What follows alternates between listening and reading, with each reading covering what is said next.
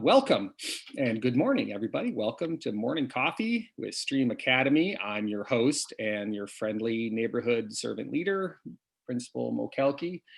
And here with me, as always, is my friendly sidekick, the ever awesome Mrs. Beyondich, whom some parents have spoken to approximately 9,862 times this week, because we've done a lot of support and troubleshooting to get through these first 2 days of live classes. We also have a lot of our staff here with us. Thank you, staff, for joining us. We have Ms. Kodelman, our 6th grade language arts teacher, with us today. We have Mr. Perkins, 7th grade social studies this year with that 7th grade cohort. We have Ms. Bonerts, our counselor, on with us, and I think she might share a little bit about how she's reaching students and how she can support y'all today. Ms. Gatlin, our project-based learning and experiential education coordinator, is here with us today. Ms. Gatlin has about 7 titles, so I always struggle to how to introduce her. It depends on which title I've given her most recently, I think. So when we opened the school, we hired Ms. Gatlin essentially to help us to carry out the mission and vision of STrEAM, which is beautiful and it's big. It's 3 separate schools in one.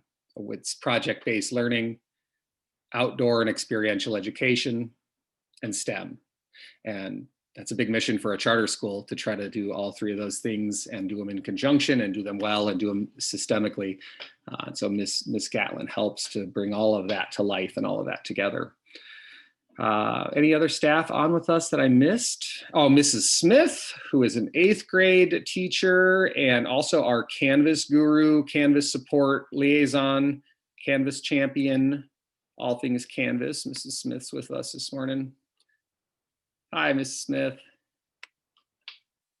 And so welcome, everybody. It is the last Wednesday in August already, and I don't know how that happened. It is August 26th. I'm going to share my screen here, so give me 1 second. So we like to start any meetings we do at STrEAM Academy with our mission that Anchorage STrEAM Academy empowers students to be involved learners, critical thinkers, and engaged citizens who are inspired by the natural world. I saw a lesson, I sat in on a Zoom lesson with Ms. Kodelman yesterday with her mission vision class, that 3rd block that we block together with the core content classes. That's kind of what we call it, because that's the purpose of that 3rd block, is to do things mission and vision, to extend learning, project-based learning, and other aspects of the things we do. And she was doing a lesson and having a really rich conversation with 6th graders about the involved learners piece of our mission. What does it mean to be an involved learner? And students were discussing and working through what it means to be an involved learner. I thought it was really cool to see our mission being explicitly taught and connected to growth mindset and how we can be successful as learners. That was cool. Thank you for that, Ms. Kodelman. We started, I gave a chance earlier to share any positives that parents have. Give it one more opportunity. Does anyone want to grab the microphone and just share something good, something positive from the first 2 days of classes, or just the first, the startup of school? This is Sharon Wilson, and I have a 6th grader, and he has been very excited about his classes. He's up before I am to get ready for school in the morning. That's great. Yeah, so it's been a real positive thing for him, and he's happy to move forward. Awesome. Thank you for sharing, Sharon. That's great. Okay. It's been so nice to see the excitement and to see kids again, to see students again. That seeing our students, the assembly we did the first day of school just restored me, really. It was so incredible. We had it had to been close to 100% attendance. I mean, we had 160 people on the Zoom at least at any given time, and so most of those are students. Um, or attendance for that assembly was well over 90%, and students didn't want to leave. They didn't want to go. I mean, the assembly went a full hour, and I mean that's a long time for an assembly. That's a long time for kids to stay focused. Normally we don't ask kids to stay focused on one specific thing or sit still for something for more than 15-20 minutes, and we shift things around. So at the end of that hour, I told them we had to end the assembly, and we had to let teachers go because teachers planned for an hour and they had things to do to get ready. And I said, I'll stay on. And some of our staff were able to stay on for a little bit, and probably 30 students or so stayed on and talked with me for another 20-30 minutes. They just wanted the interaction with each other and with us so much, and it was just so good. It was so restoring after all this time since last March, and after all the preparation and work and energy we put into starting this year. That visceral reminder of this is why right here, all these kids and how excited they are and how engaged they are. It's been an awesome start to the year, I think. Ms. Kotelman talked about with our welcome week plans, the 3 words that are up now on the screen: connection, routine, and engagement. And our staff has been working to build those 3 things and to implement and cycle through those 3 things. And I love that as a focus for our school: connection, routine, and engagement. And connections first, because I think it comes first, right? Making connections, building relationships in anything we do in life is first and foremost. And so our teachers have been working really hard to build relationships with students and help students start to build those relationships with each other this week. And I think they're off to a great start. We've also been working right off the bat on establishing those routines, getting students used to their schedule, to their expectations, to the flow of class, and completing work and doing school. And the lessons that they've built, the interactive activities. I love how our teachers have built activities, all of them in different ways that really are getting the students interacting. None of our teachers are doing what I do too much on morning coffee, which is talking at people too much. None of our teachers are doing just, teacher TV. Like, it's not, hey, look at me, I'm going to talk at you for 30 minutes. Every one of them is doing things to where students are sharing, interacting, switching into breakout rooms, using cool tools to where they can display answers that everyone can see. So that's been really cool. Things to talk about today. I've been talking a lot about it. I wanted to talk about our first week, our start to the school year, which I think has been really strong. We've had some glitches and bumps with just with trying to get people connected and get people online and in the right place, and that's to be expected. And I feel like we've worked through those really well. But I want to hear if there are specific things we can follow up on. I do want to talk a little bit and keep talking about what Wednesdays should look like, and talk a little about Canvas. I am far from an expert on Canvas, but our teachers are becoming experts, and our official Canvas champion, Mrs. Smith's here to take on Canvas questions. That's kind of what's on the agenda for today. I do want to share, so we're using Remind school-wide. So teachers can use Remind to communicate with the whole cohort and their whole class right now. And we set up a new Remind group for school-wide announcements. So this is it right here. So you can go to, on a browser, you can go to that web address and join the group, and then you get announcements from the school, just quick updates and things. Or on your phone, you can, in the phone number line where you would type 907, you put in 81010, and then just send a text to @ASA 2021, and that will join you up as well. So a little plug for Remind. So let's do we have any questions or comments or just thoughts about for how the first week of school went, how the first 2 days of classes went, any feedback that anyone would like to share, or just questions that folks want to ask? Hello, my name is Ashley Badie. I'm Elias's mom. And I have not heard back from the helpline for getting my son logged in. And he's really stressing on it for this week. So is there any other helpful tips you guys could give me to see if somebody can get back to us? Or is it going to penalize him a lot? Is he going to be really far behind on this? So yes, Ashley, I have an idea about that. I'm going to try to reset his password, and then maybe you could give it a try later. Can you call me later at 742-9000? Yes, ma'am. Thank you. Thanks. So also, Ashley, we will excuse his absences. We'll go in, and because he hasn't been able to connect, if he has missed class, we can excuse those. So for all parents on absences, so you know that is a default setting of the district. So if a student is absent for any reason right now, the teachers are going to put that in and just say, I didn't see them. They don't necessarily know why. And that's, you get that automated call generated.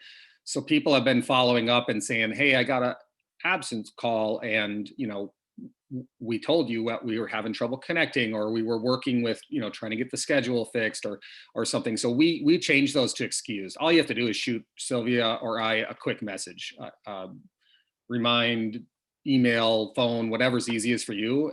And like, we don't ask any questions. We change it to excused for you. So I apologize for, you know, while we are working out the kinks, unfortunately, some of those kinks resulted in also an absent call, and we don't want you to feel like we're, you know, we're piling it on with having trouble getting on and then sending an absent message. If I could control that, I would turn those off for a week, and you just wouldn't get any notifications this week, but I don't have that control, unfortunately. So just let us know if we're having trouble and it, you know, wasn't a real unexcused absence, and we'll fix that on our end.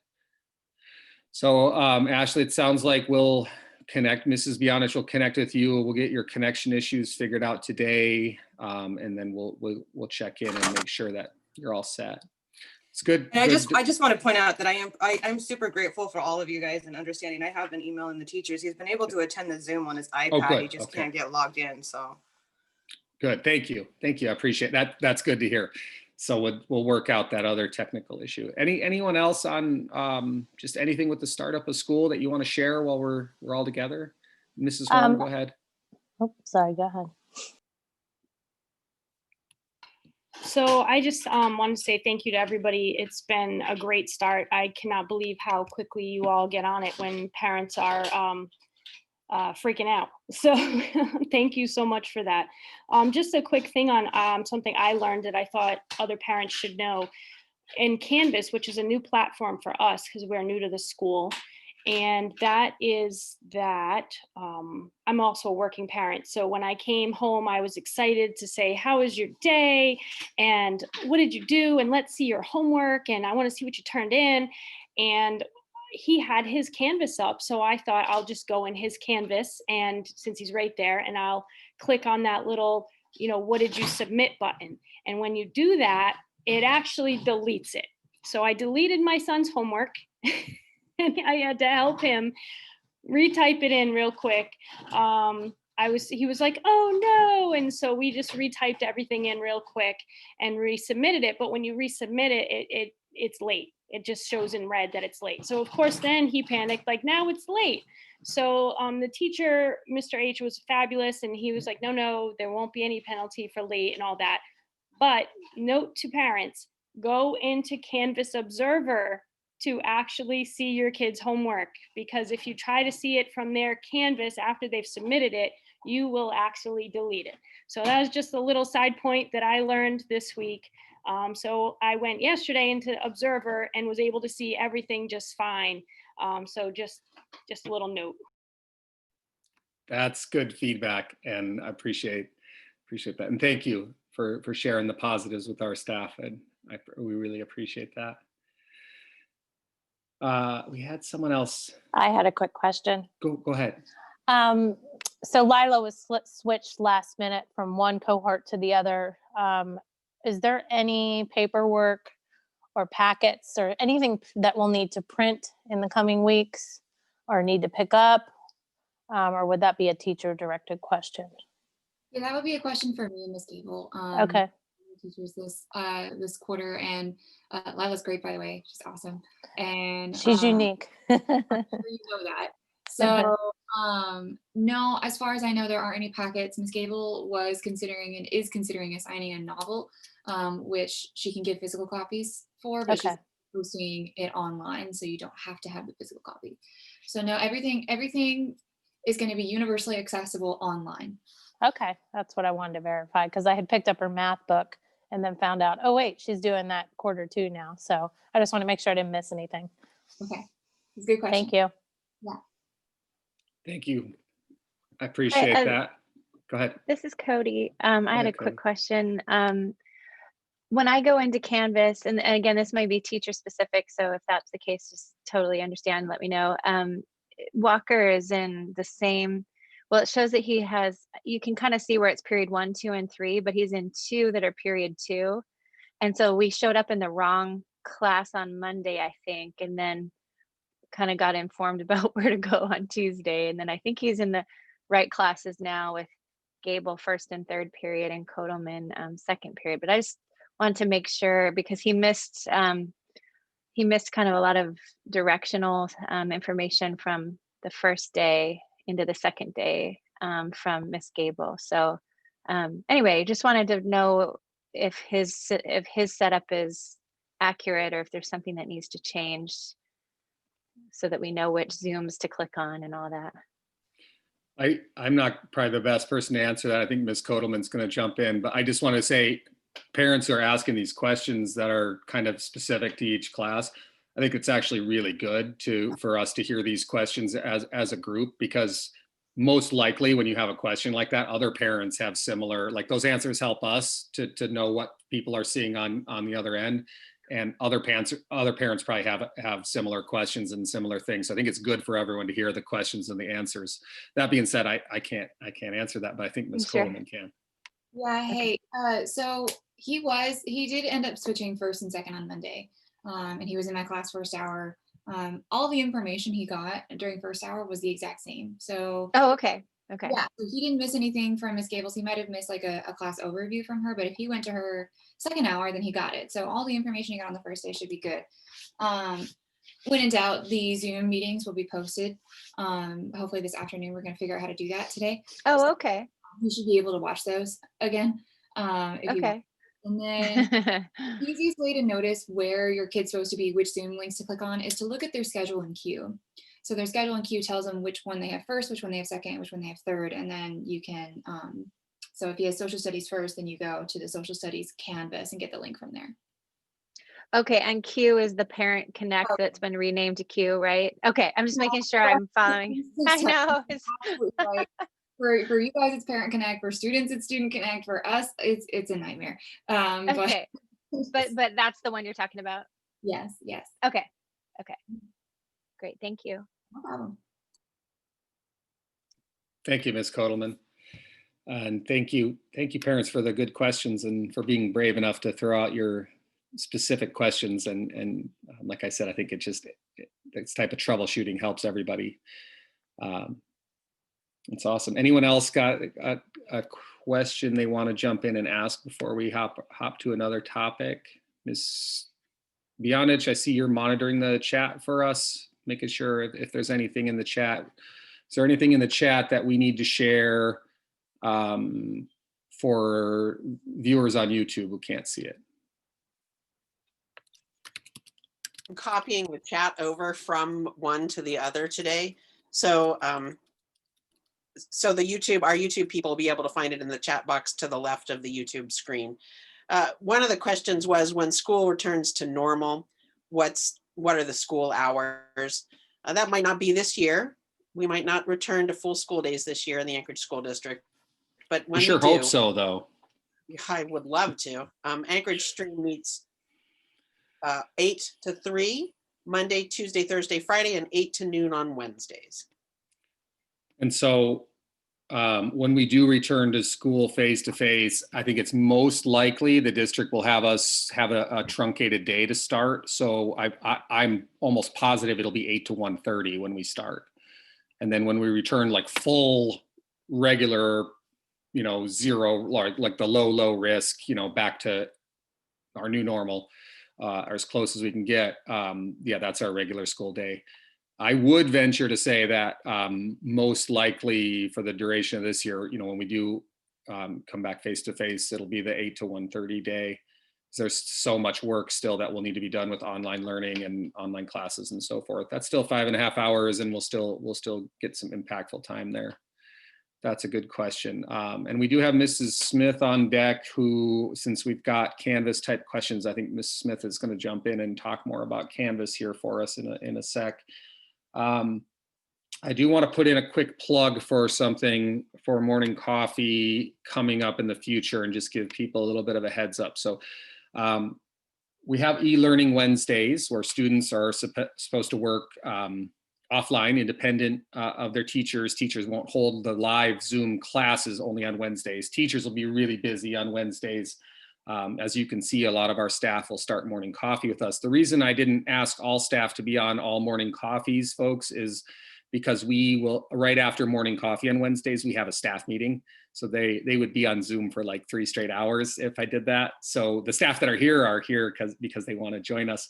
But to sort of balance that out, because of obviously like just the conversation we've had already today, it's really valuable for you guys, for parents to be able to connect with staff and vice versa. So what I've scheduled is hopefully you see the schedule up on my screen.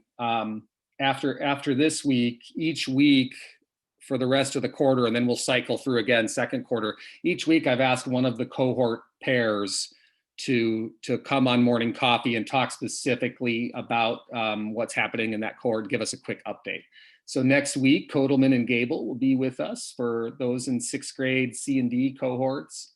And the following week, we'll have Ms. Staker and Ms. Strager for the math, those who are in the math science cohorts, and so on. So you'll have a chance for each cohort team to come on in a specific morning coffee and hear what's going on and talk to them and ask them some questions.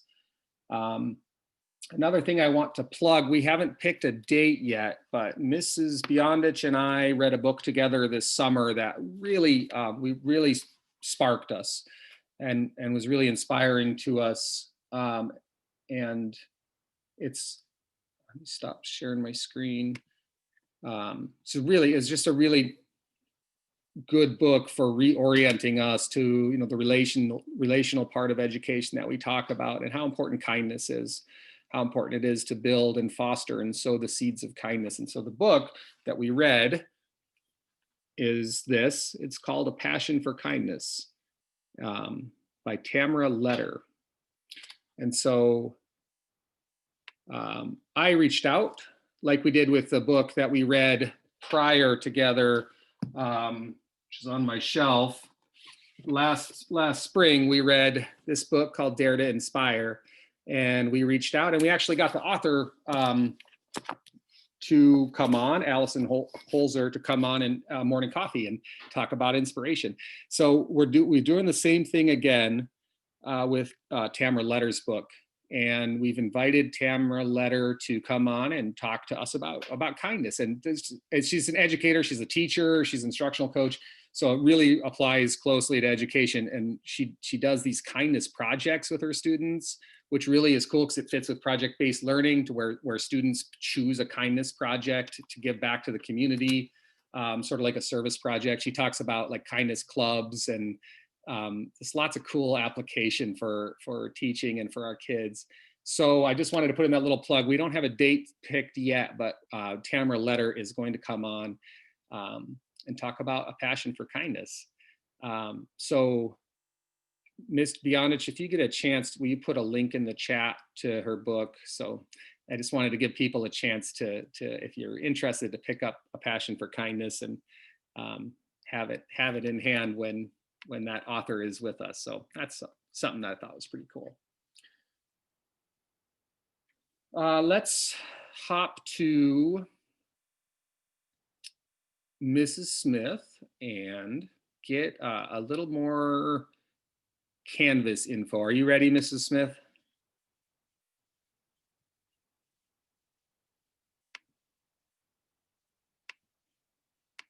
Signed up as a parent observer on my student's account. I only caught the last part of that sentence. Signed up as a parent observer on my student account. So you might want to start so over. do we want just a general overview? I mean, if I were as a parent of young children, I can imagine when my kids get in middle school, the thing I want to know is how do I become a parent observer on my student's Canvas account? We want to just kind of go over that, or is there anything else more specific? Or like from student side? Let's do that and then take questions from parents on Canvas and see if there's anything else we can do to help them out. That sounds good. How do I become a parent observer on my student's account, Mrs. Smith? Okay, so what I'm hearing from my parents, hi, I'm known as Mrs. Smith. I primarily teach 8th grade, this year teaching 8th grade language arts and social studies. I just put into the chat box a link to the ASD Parent Observer official guidance. So this doc that I put in the chat, and if you're listening on YouTube, you go to the main ASD website, click on families, and you'll see it. If somebody can make me a co-host, I can share my screen to kind of go through that. I think I did. I think you're co-host. Okay, didn't see that. Sorry. All right, so from the main ASD website, which is what you're seeing on my screen, asdk12.org, you click on families, and one of these options here is Canvas Parent Observer. This is the thing that you can do now that your students' courses have been published by teachers. You are now able to do this. You click on this little Canvas Parent Observer, and this is the official doc. I put it in the chat. Has screenshots, tells you what to do step by step. Basically what you're going to do is have your student sign in their Canvas account as a student, and you're going to have them click on account settings and pair with observer. When they click that, they'll get this secret special code. These codes expire after some information says 5 days. It depends on our privileges, but this code will last between 5 and 7 days. So if you do this one day and you don't get to it to the next day, that's okay. That code is good for 5 to 7 days. Each parent observer will need a new code generated for them because that code will only be used for each account. So you get your kid to sign in, click on this pair with observer, generate this code, and then on your own time, basically, you're going to be registering with Canvas separately, setting up your own Canvas account. You can see on my screen right now, it gives you guidance for you have to go through ASD InStructure. You can see the website here is asdk12.instructure. That's the name of the Canvas company. You have to go through the ASD portal to Canvas. But if you wanted to go on your phone, and let me tell you, the Canvas app is so sweet. I have it on my phone here as a teacher. This Canvas app will look very similar to the teacher view, and the student view is very, very similar. So what I'm showing you, let me go back to the camera. It's very exciting. What I'm showing you is, like, as a teacher, I see my courses that I teach, and at the bottom, I see these sweet little things like to-do list and inbox. You'll see the same things as a parent as well. So the Parent Observer account is very powerful. So you go to, if you do it on your phone, you go to the App Store, you download, you search for Canvas LMS or Canvas InStructure, and it'll be right there. You download the app, it asks you what school, ASD is listed in there, very easy. And then there'll be a time when it asks for that pairing code, in which case you'll be tied to your student's account. All of that information here is in that parent guide that I'm showing you on my screen. There's another handy document that I've been using. I've been getting a few questions about, more detailed questions about pairing codes, and there's this document that exists. If you're looking at my shared screen, you can see the website. I'll copy and paste it into the chat as well. But if you just do a Google search for Canvas pairing codes, frequently asked questions, you'll see this. And it's telling you more information about these parent codes and visibility abilities. Okay, any specific questions? You generate a code for each child, but you don't have to create an account for yourself each time, if that makes sense. So you can have your one account, and each child at various schools, grade levels, whatever, can be in your one account. Yeah.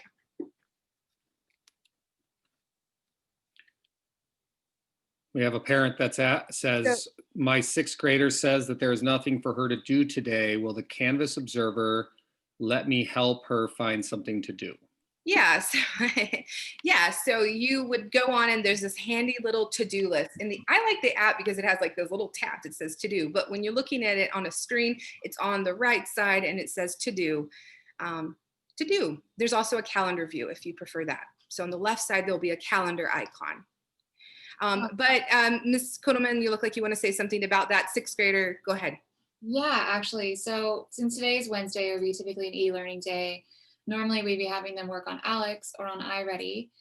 However, we still need to do the diagnostic for iReady, and I am sending out Alex information for my cohorts today. So for today, she has really nothing to do for language arts or mission vision or anything like that. Today is a chance for your kids to kind of take a little break just for this week. And then if you really want them getting work, you want to maintain a routine. One thing I recommended to students was to practice their typing skills. Those are going to be really important this year. So there are tons of free typing apps online, and there are some that are gamified as well. So that can be really fun. So take some time to browse around and see what works.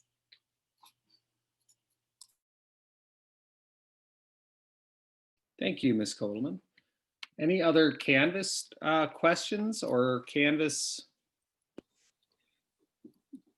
related things to talk about, especially while we've got Mrs. Smith talking Canvas? Yeah, so somebody's typing in the chat, iPhone App Store says Canvas Parent as app name. Yep. And if you do a Google search for the app icon, I believe it's yellow, but it looks very similar. So that's usually how I find apps to add to, is just looking at the icon, and it's yellow for the teacher and the parents. It's red for the kids. On the 8th grade team today, it's very similar to what Ms. Kotelman said. We just did a thorough job of helping the kids navigate Canvas Monday and Tuesday, and we didn't get to the diagnostics because we were practicing different types of assignment submissions. So likewise, I'll be sending out Alex information very soon on the 8th grade team, and next Wednesday we'll be ready for our online programs. Sure. So thank you, Mrs. Smith. So this is oh, is it blue for parents? Sorry, the icon is blue for parents. I thought it was yellow. I must be colorblind. Okay, it's blue for parents, the icon for Canvas. Thank you, Ms. Smith. So this is probably most likely the only Wednesday that your child may not have specific tasks, because it's the first Wednesday of the first week of classes. So I put up the slide here for e-learning Wednesdays, and that is one of the topics that I did want to make sure we touched on today, is our e-learning topic. Wednesday should be definitely a school day for students. Wednesday is a school day for students. We definitely do not want students to think that Wednesday's a day off. Our teachers will be working all day, and we expect our students to be engaged and working. They just won't have their live Zoom classes. But as you know, as parents, a lot of learning takes place outside of those live or face-to-face direct instruction periods. So we're working on getting iReady started in the coming weeks, and we're working on getting all of our students started on Alex. So those are two online programs that students should definitely be working on Wednesdays. iReady will start with an assessment.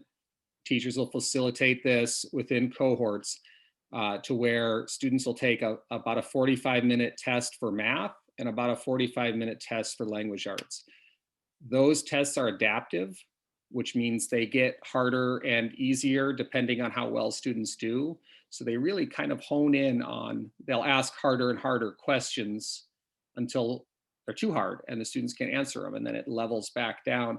So those tests are diagnostic tests that are really individualized. They're not tied to grades. They're not tied to specific classes. Those tests are 100% designed to identify any gaps or needs that students have with the long layoff from learning that we've had, and really help us just to see where you're at. And so it's really important that the students do their best on those iReady tests, but that they do them on their own. Because the only use for that data for us is to help students, is to tailor instruction. So following the placement test, students will be able to log on to iReady, and I want to say again and keep saying, and everyone repeat this to anyone else you can, our expectation is that students spend 45 minutes at minimum on iReady a week. So should that be in one sitting staring at the screen on Wednesday? Probably not. That's not how our brains work. That's not how middle schoolers learn best. Should they do 15 to 20 minutes and in separate sessions, or two, closer to 20-minute sessions on Wednesday? Probably yes. So we do want students to spend about 45 minutes a week, and that's a rough number. It could be 40, it could be 60, depending on how they're doing and their needs, on iReady. And so what they'll be spending that time on is math and reading, helping to, after iReady has identified areas that they should work on, then spending that time working on those skills. Mrs. Smith mentioned that all of our students, we use ALEX. It's an online math curriculum.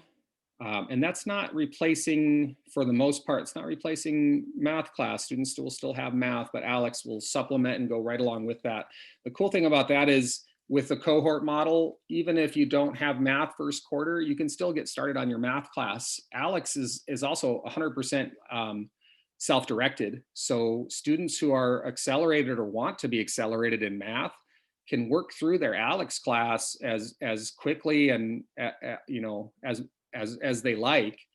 So if a student is in their grade level math in 7th or 8th grade math class, and they work through that and finish it early, then we move them into pre-algebra or algebra. If our student is placed in pre-algebra, like our 6th graders who are pre-algebra ready, will do that on ALEX. And if they smoke through that quickly, then we move them right to algebra. We don't wait. So it's not time bound where we're not waiting for, next year we'll do this. It's really self-directed. So those two programs should fill time on Wednesdays for sure. Also, project-based learning, once teachers get started with projects and assignments, definitely will want students working on Wednesdays, traditional homework, which for us is never busy work or disconnected. If the teachers have given homework, it's because you really need to complete or continue to working on something we're doing in class. Reading, of course, schedule 20 minutes minimum reading time. And then Wednesdays will also be a day that individually, specifically, your child or you might have a meeting with teachers. So if teachers need to meet with parents, they'll do that. They'll set those up on Wednesdays. If they need to pull out a small group or an individual student for some support or to work through stuff with them, they'll do that. So that's what our e-learning Wednesdays will look like.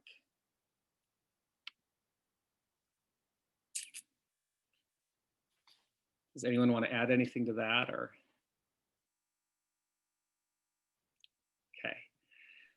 Okay.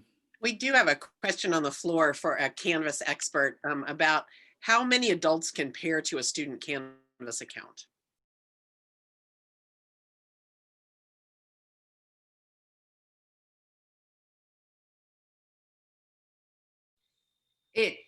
The last thing, yeah, unlimited. However many number of kids to your one account.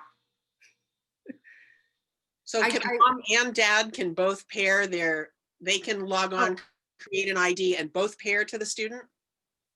So I guess you could put your names in as two people if you wanted and share that login information, I suppose. But it's one account that you would create.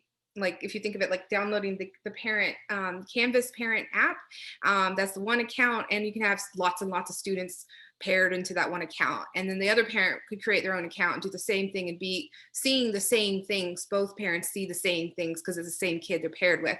But I guess you could share the login information because you can look at it through the app or through a web browser. And note, if the kids have the Canvas for Students app, they can't do the pairing code generation using their phone or iPad. They have to use the web browser version to generate a pairing code. There was one question about that earlier in the week. Okay, so something in the chat saying, yes, both parents can have one account. I mean, as far as the information, I can't actually, it doesn't let me go in and see it, but it says both parents can have one account and the kid can have more than one observer. Yeah, that's what I'm saying. Yeah. We had, when should students start iReady and Alex? Did we get that one already? So iReady testing will be happening. Are we doing it at all this week, teachers, or is it all next week? Definitely next week, a lot of iReady will be happening.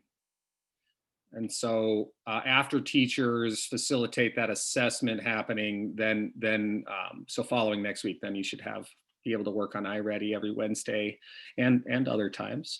And Alex, the same. Teachers are starting to roll out those things this week and next week. So you should be getting that information coming your way. Just checking the chat to see if there's anything else we want to touch base on. Looks like we had some conversation about libraries. I guess there are no indoor library services currently. Joel Dolphin shared a link about the library hours, which is helpful. I have something really quick to say about. Go ahead, Ms. Kotelman. Yeah. So currently, students are able to check out books via Sora, which is an online ebook program through the district. There's also the municipal ebook stuff available for you through Hoopla and our digital library through Overdrive. There are so many programs and apps. Right now, I'm working with the librarian at Baggage to see if we can get some curbside pickup for physical books, because call me old school, I like a physical book. So I am going to be working with her on that, and I will let you guys know as soon as I can. And Ms. Beyondich and I are working on a system for getting curbside books from our school library as well. So expect information on that soon too. And our school library is pretty small, just a small classroom one. I don't actually have a catalog, but we would be happy to allow families and small groups to reserve a time to come bring their kid to help pick out a book. I love helping kids pick out books. So just let me know if that's interested, if that's something that interests you. Awesome. Thank you, Ms. Kotelman. What else do we have? I like to do a quick enrollment update. Our enrollment is good, really, really good, strong. We do have the ability to take a few more 6th and 7th graders if it's a really good fit for our school and our program. So it's outside the lottery right now. We're not in lottery, so it's open enrollment. And so what that looks like is, if you have a family that's interested, have them call Mrs. Beyondich or I. We do a little interview, talk to them about our program. What we're looking for is, we did have a call from a parent, to use an example, who was looking for a different program, but when Mrs. Beyondich explained our mission and vision, the parent didn't subscribe to our mission and vision, which is just totally okay. Specifically, the we go outside every day part, that was just not that in that family's in their within what they believe kids should do, which is totally okay. Everyone has, parents have their own approaches to things, and so that wasn't a fit, and so we advise them to check out other programs. So families are calling, and we'll talk through, we'll explain our mission and vision, we'll talk about what we do at STrEAM, and we'll discuss, if it would be a good fit with us. And then we are still in that open enrollment period. I can't take 8th graders yet. Our 8th grade cohorts are smaller. We only have 2 8th grade cohorts. And so what we can do, if an 8th grader that's interested, is still have them call us, and we're keeping a wait list and keeping those 8th graders. We have a couple, I have some 8th graders on the wait list right now. But because our 6th and 7th grade cohorts, we kept them at about 15 students each, we have the ability to take a few more 6th and 7th graders if they're good fits and they really want to be at STrEAM. So feel free to pass that on, especially if it's just, you know, a student who, you know, would do well at STrEAM and it's just not working out with what's happening in education right now. Send them our way. What else, Mrs. Beyondich? Enrollment, anything else we should share? I still have coffee mugs. We have coffee mugs. There can't be a lot of them left, right? No, there's not a lot left, but I do have a few and I'd love to get them out of my basement. Oh, I see Heather's holding up her coffee mug. Good job. So if you want to purchase a coffee mug, all you have to do is call me, call the school, and I will work out how to get the coffee mug to you. Each coffee mug is a fundraiser for our 501c, and they are $20.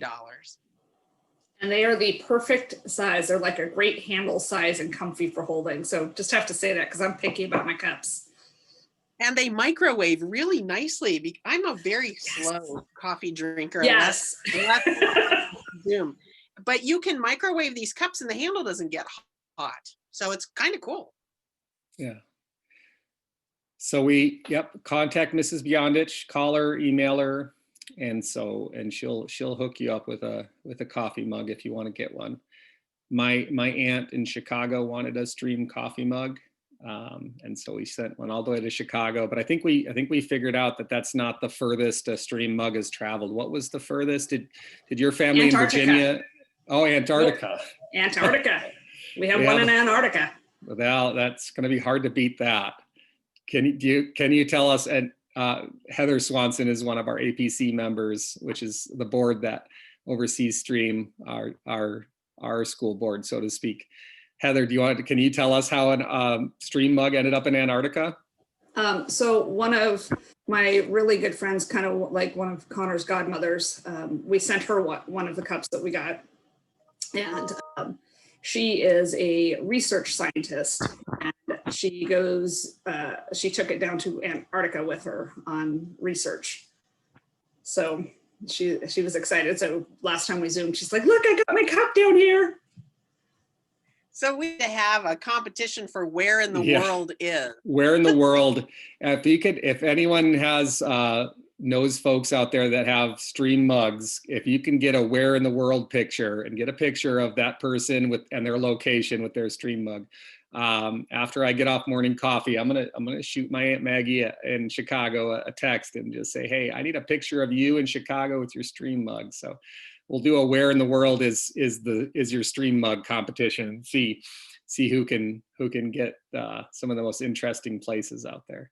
There's a question in the chat. Will there be STrEAM gear available this fall? I sure hope so. So we have to figure that out. Mrs. Beyondich, do we want to talk about that or? We certainly can. We last year worked with a local vendor to open up an online store, and then you guys could log on, order what you wanted. It was not a fun. So you guys got it at the same price that we got it, the staff got it at. We can absolutely do that again. I had hesitated to, based on current economic situation, but if the call is good, if there's enough people that are interested in purchasing STrEAM gear, I can definitely talk with the vendor and have him open up another online school store. Awesome, thank you. I think it'd be worth a shot to open up a store. So if you, any of you folks are interested in seeing that store open up, let Mrs. Beyondich know so that we know there's enough interest out there to do that. We got some really nice, Mr. Perkins, you wanna show us your hoodie? Mr. Perkins has got a STrEAM hoodie on today. Who else has a STrEAM? Miss Bonertz has a STrEAM hoodie on from the last round. Mr. Perkins has one of the old school ones. Mrs. Beyondich has got a STrEAM polo on. She's showing off. So That Mr. Mosin's got an awesome STrEAM cross country, sweet cross country running STrEAM shirt. So we like to get the STrEAM gear out there. Sweats, we have a parent in the chat said something very true, that sweats and sweatshirts are living their best life right now. Yeah, with people working from home and doing school from home, sweats and sweatshirts are pretty important right now. I know one of the things I was excited about when we did our assembly and you know, our parent night things is that I put a tie on for those. And like, you know, if you knew me in pre-pandemic times, I liked to wear a tie, you know, 2 or 3 days a week or so at school, and try to look like the principal once in a while. And I haven't had opportunity to wear a tie very often since March. So that actually got me happy about our assembly. I put a tie on for it. Got to look official. But sorry, folks, when I'm zooming in for morning coffee from home, I'm probably not going to put a tie on most days. Maybe I will. Maybe I'll do a dress up morning coffee. So what else do we have to touch base on? Miss Bonertz, do you want to do any kind of a counselor update or just say hi? This is our counselor, Miss Bonertz. She's available to support parents and students. She's been doing a lot of support with getting schedules figured out. Do you want to say good morning, Miss Bonertz? Yeah, good morning, everybody.